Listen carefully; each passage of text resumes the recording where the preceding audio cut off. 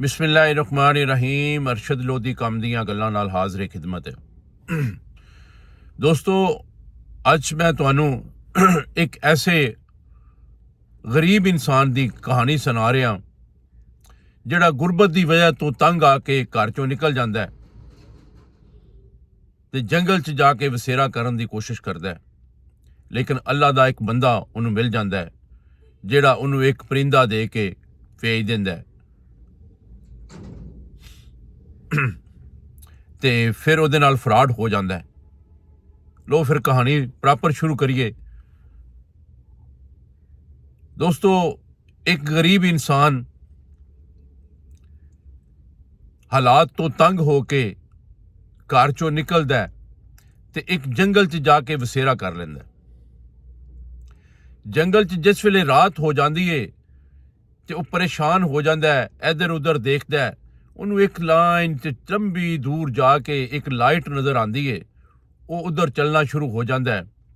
उत्थे पहुँच के वो देखता है कि एक बजुर्ग एक झोंपड़ी दे विच बैठे अल्लाह की इबादत कर रहे हैं।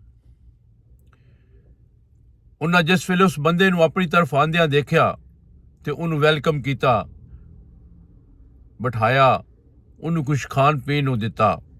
उन्होंने सारा माजरा पूछा कि अल्लाह दिया बंदिया की मसला है कि तू एक दुनियादार हो के इस जंगल दे विच आ गए हैं। तो उन्हें दसिया कि बाबा जी हालात बड़े खराब हो गए ने, दार रोटी पूरी नहीं हो रही, तो मजबूर हो के जंगल का रुख कर लिया कि इत्थे रवांगा, खर्चा नहीं होएगा, बच्चों नहीं पालना पेगा, तो मैं हुण वापस अपने घर नहीं जाना क्योंकि मेरे को कोई मामलात नहीं, कोई कारोबार नहीं, कोई रोज़गार नहीं। और बुजुर्गों ने उन्होंने कहा ठीक है बेटा, तेरा सोचने आ कुछ। सुबह उठे, उन्होंने उन्होंने उठाया बंदे नूं, उन्हें कहा उठ अल्लाह दिया बंदिया वजू कर ते नमाज पढ़िए। उन्हें वजू किया, नमाज पढ़ी, तो नमाज पढ़न तो पहले उन्होंने एक उन्होंने परिंदा दिता जिहड़ी घुग्गी सी। उन्हें कहा कि अल्लाह दिया बंदिया यह परिंदा जिहड़ा है, यह घुग्गी जिहड़ी है, इनू तू अपने नाल लै जाई ते नमाज पढ़ के जिस वेले इनू कवे करेगा कि घुग्गीए रुपया दे, तो ये तेनू 1 रुपया दे दे करेगी। ये उन्हां वक्तां दी गल है जिस वेले 1 रुपये नाल बंदा 2-4 दिन घर का खर्चा कर लैंदा सी। वो बंदा बड़ा खुश होया, लेकिन हैरान भी होया कि कदी परिंदियां ने भी पैसे दिते ने। लेकिन वो बुजुर्गों ने उन्होंने कहा कि तू नमाज पढ़ के ते इनू घुग्गी नू कहो कि 3 रुपया दे, तो 3 रुपया देगी। उन्हें इस तरह ही किया, खुशी खुशी नाल नमाज पढ़ी, नमाज पढ़ के फारग होया, सलाम फेरी तो कह लगा घुग्गीए रुपया दे, तो घुग्गी ने 1 रुपया दे दिता उन्हें। वो बहुत खुश सी, उसकी खुशी जिहड़ी है उहदे को संभाली नहीं सी जा रही। उन्हें कहा बाबा जी मैनू रोज़ रुपया दे दे करेगी? उन्हें कहा हाँ बेटे बिल्कुल, एक शर्त है कि तेनू नमाज 5 वक्त पढ़नी पे करेगी। तो सुबह की नमाज पढ़ के जिस वेले तू इनू कवेगा घुग्गीए रुपया दे, तो तेनू ये रुपया दे देगी। उन्हें कहा ठीक है। वो परिंदा दे के उन्होंने रवाना कर दिता कि चला जा अपने घर, अपने बच्चों को पाल जाके। रस्ते च रात हो गई, वो एक जगह ते मुसाफिर बन के किसी दे घर ठहर जाता है। वो जिस घर ठहरिया उस घर दे बासी जिहड़े सन वो मरासी सन। उन्होंने मरासियां नूं गलबात करन दा बड़ा शौक हुंदा है। उन्होंने पूछा कि भाजी कित्थे जाना जे, कित्थों आए हो, ये परिंदा जिहड़ा ये तुसीं फड़िया ये की है? उन्हें दसिया, सारी गल सुना दी कि इस तरह मैं बेरोज़गार सा, तंग हो के जंगल च चला गया। उत्थे एक बजुर्गों ने मैनू ये परिंदा दिता है, तो उन्होंने नाल कहा है कि इनू नमाज पढ़ के कहना है कि घुग्गीए रुपया दे, तो तेनू रुपया दे करेगी, तो रोज़ का रुपया मिल जाएगा, तो मेरी दाल रोटी सोहनी चल जाएगी। उन्हें कहा अच्छा। उन्हें दोवां जियां नूं रात नींद ना आई, पूरी रात गल्लां करते रहे।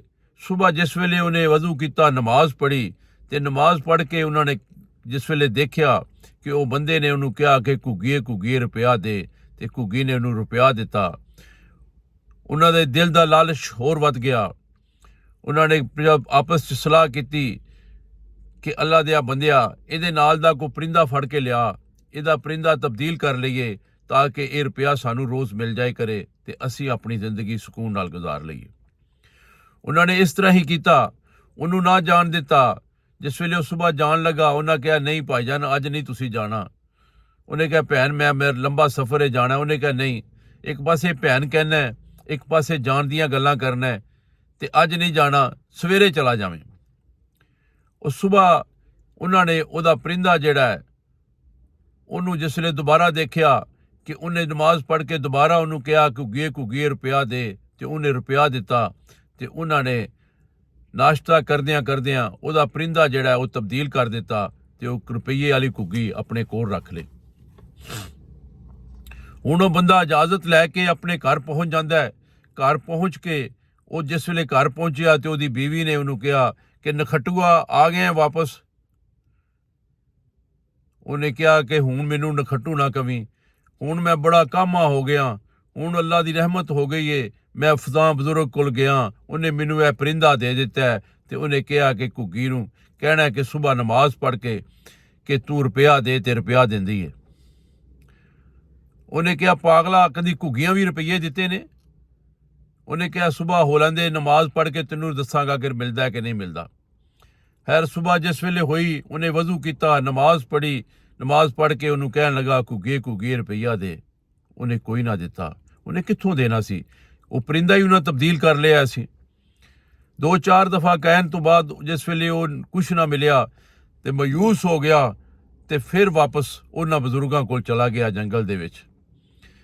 जिस वेले जंगल च गया तो जाके सारा माजरा दसिया तो बजुर्गों को क्योंकि समझ आ गई सी। बजुर्गों ने कहा तू किते रात रहे हैं, उन्हें तेरा परिंदा तब्दील कर लिया है, कोई गल नहीं इलाज कर लेने। उन्हें रात रखिया, सुबह नमाज पढ़ी, नमाज पढ़ के उन्हें एक परिंदा उन्होंने दिता। उन्हें कहा बेटा एल है, एक घुग्गा है, वो घुग्गी सी ते घुग्गा है, इनू तू कहेगा कि घुग्गिया घुग्गिया 10 रुपये दे ते 10 दे देगा, ये कहेगा ले लै। इनू कहेगा 100 दे दे ते इन्हें कहना ले लै, ते तू अगों कहना है कि रहन दे मैं घर जाके ले लांगा। उन्हें क्या फिर? उन्हें क्या बच्चा एक गल्ली बाती दिंदा है ते ये जाके माजरा उन्होंने सारा दसी ते वो लालची लोग ने उन्होंने कहना ये परिंदा सानू दे दे ते तेरी घुग्गी वो वापस कर देंगे, तेरे को माजरत भी करनगे। उन्हें इस तरह ही किया। जिस वेले उन्होंने घर पहुंचया दोबारा जाके बैल दी, दरवाज़ा खड़काया, वो बाहर निकले, परेशान हो गए कि बंदा अपनी घुग्गी लैन आ गया। लेकिन वो हाथ च दूसरा परिंदा देख के वो कुछ थोड़े जे बेयकीनी का जिहड़ा ना उन्होंने हो गया। पुछया भाजी की गल जे, खैर जे? उन्हें कहा भैन खैर है, वो मेरी घुग्गी जिहड़ी है उन्हें रुपया देना बंद कर दिता। मैं बजुर्गों कोल गया, बजुर्गों ने मैनू यह घुग्गा दे दिता है, इनू कहिए 10 दे, ये 10 दिंदा है, इनू कहिए 100 दे, ये 100 दिंदा है। उन्होंने बड़ी आओ भगत ओदी कीती, दोवां जियां ने बह के उन्होंने खाना शाना खुआया ते क्या भाजी किस तरह दिंदा है 10 रुपये? उन्हें कहा देखो। उन्हें कहा घुग्या घुग्या 5 रुपये दे। उन्हें कहा जी ले लै। उन्हें कहा रहन दे यार घर जाके लवांगा। थोड़ी देर ठहर के उन्हें कहा घुग्या घुग्या 10 रुपये दे। उन्हें कहा ले लै। उन्हें फिर कहा रहन दे यार घर जाके ले लांगा। वो परेशान हो गए। उन्हें कहा भाजी इनू जिन्ने पैसे कहिए दे दिंदा? उन्हें कहा हाँ बिल्कुल जिन्ने पैसे कहिए दिंदा, इनू चाहे को 100 ते 100 भी दिंदा। उन्हें कहा अच्छा। उन्हें फिर क्या और घुग्या घुग्या 100 रुपया दे। उन्हें कहा ले लै। उन्हें कहा रहन दे घर जाके ले लांगा। वो जिस वेले देखा सारा माजरा, वो औरत जिहड़ी है वो बंदे दे पैरीं पै गई। उन्हें कहा भरा मैनू माफ़ कर दे, मेरे दिल च लालच आ गया सी, मैं तेरी घुग्गी तब्दील कर देती ते ऐ तेरी घुग्गी है, तू अपनी घुग्गी ले लै ते जे तू भरा बनाया भैन बनाया मैं तेरी बनी हाँ ते मेहरबानी कर ऐ घुग्गा सानू दे दे। साडियां जरूरतां कुछ ज़्यादा ने, साडे बच्चे ज़्यादा ने ते चलो साडी दाल रोटी चल जाएगी ते तू तेरी ते 1 रुपये नाल तेरा घर चल जाना है। उन्हें कहा हाँ मेरी तो ज़रूरत नहीं है। उन्हें कहा तेरी मेहरबानी है, तू अपना परिंदा ले लै, सानू ये दे दे, चलो साडे काम आएगा।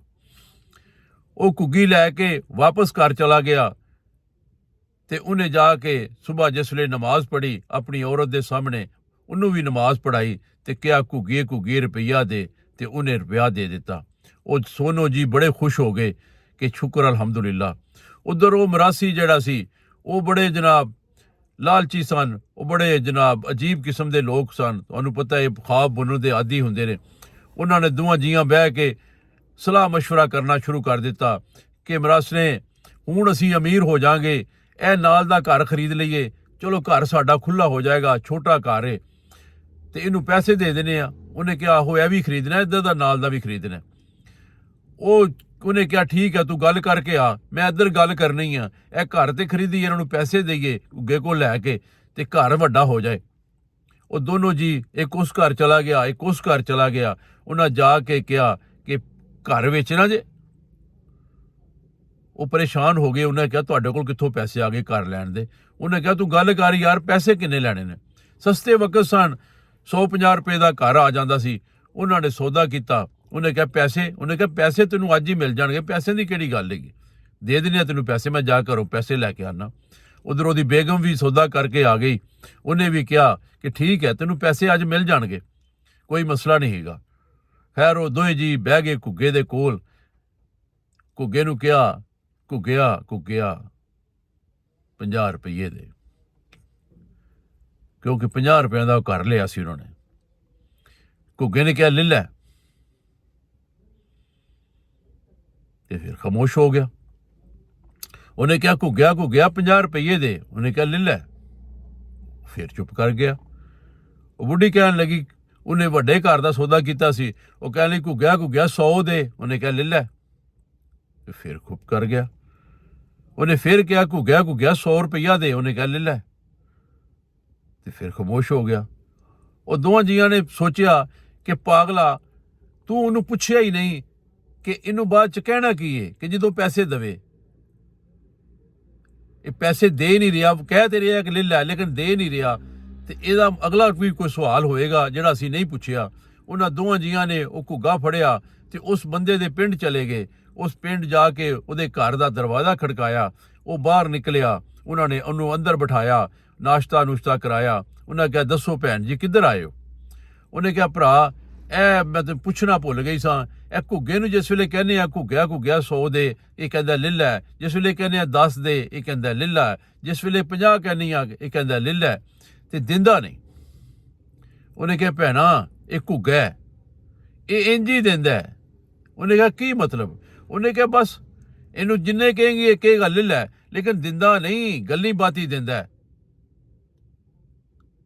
ਉਹ ਦੋਨੋਂ ਹੱਕੇ ਪੱਕੇ ਰਹਿ ਗਏ, ਅੱਖਾਂ ਖੁੱਲੀਆਂ ਰਹਿ ਗਈਆਂ ਕਿ ਸਾਡੇ ਨਾਲ ਤੇ ਧੋਖਾ ਹੋ ਗਿਆ, ਸਾਡੇ ਨਾਲ ਤੇ ਡਰਾਮਾ ਹੋ ਗਿਆ। ਉਹ ਪਰੇਸ਼ਾਨ ਹੋ ਕੇ ਆਪਣੇ ਘਰ ਵਾਪਸ ਆ ਗਏ। ਇਹ ਦੋਸਤੋ ਲਾਲਚ ਬੁਰੀ ਬਲਾ ਹੈ। ਉਹ ਲਾਲਚ ਚ ਪੈ ਕੇ ਉਹਨਾਂ ਨੇ ਜਿਹੜਾ ਰੁਪਈਆ ਆਣਾ ਸੀ ਉਹ ਵੀ ਗਵਾ ਲਿਆ। ਤੇ ਗੱਲ ਪਸੰਦ ਆਈ ਹੋਏ ਲਾਈਕ ਕਰੋ। ਜਿਹੜੇ ਦੋਸਤ ਚੈਨਲ 'ਚ ਨਵੇਂ ਨੇ, ਮੇਰੀ ਵੀਡੀਓ ਦੇਖ ਰਹੇ ਨੇ, ਸਬਸਕ੍ਰਾਈਬ ਕਰੋ, ਚੈਨਲ 'ਚ ਸ਼ਾਮਲ ਹੋ ਜਾਓ। ਤੇ ਇੱਕ ਮਿਹਰਬਾਨੀ ਕਰਿਆ ਕਰੋ, ਅਗਰ ਤੁਸੀਂ ਵੀਡੀਓ ਹੁਣ ਤੱਕ ਦੇਖੀ ਹੈ ਤੇ ਤੁਹਾਨੂੰ ਜ਼ਾਹਰ ਹੈ ਪਸੰਦ ਆਈ ਹੋਏਗੀ, ਸਮਝ ਵੀ ਆਈ ਹੋਏਗੀ। ਉਹ ਦੋਸਤ ਜਿਹੜਾ ਵੀਡੀਓ ਨੂੰ ਸੈਂਟਰ 'ਚ ਛੱਡ ਦਿੰਦੇ ਨੇ, ਉਹਨਾਂ ਨੂੰ ਗੱਲ ਦੀ ਪੂਰੀ ਸਮਝ ਨਹੀਂ ਆਉਂਦੀ। ਉਹਨਾਂ ਅੱਗੇ ਮੇਰੀ ਰਿਕੁਐਸਟ ਹੈ ਕਿ ਪਲੀਜ਼ ਪੂਰੀ ਗੱਲ ਸੁਣਿਆ ਕਰੋ ਤਾਂ ਕਿ ਤੁਹਾਨੂੰ ਗੱਲ ਦੀ ਸਮਝ ਆ ਸਕੇ ਔਰ ਸਾਨੂੰ ਗੱਲ ਸੁਣਾਉਣ ਦਾ ਮਜ਼ਾ ਆਵੇ। ਤੇ ਕੱਲ ਫਿਰ ਇਨਸ਼ਾਅੱਲਾ ਤਾਲਾ ਬਸ਼ਰਤੇ ਜ਼ਿੰਦਗੀ ਫਿਰ ਨਵੀਂ ਗੱਲ ਨਾਲ ਹਾਜ਼ਰ ਹੋਵਾਂਗਾ। ਕੱਲ ਤੱਕ ਇਜਾਜ਼ਤ ਚਾਹਨਾ, ਤੁਹਾਡਾ ਵੀਰ, ਤੁਹਾਡਾ ਭਾਈ ਅਰਸ਼ਦ ਲੋਧੀ।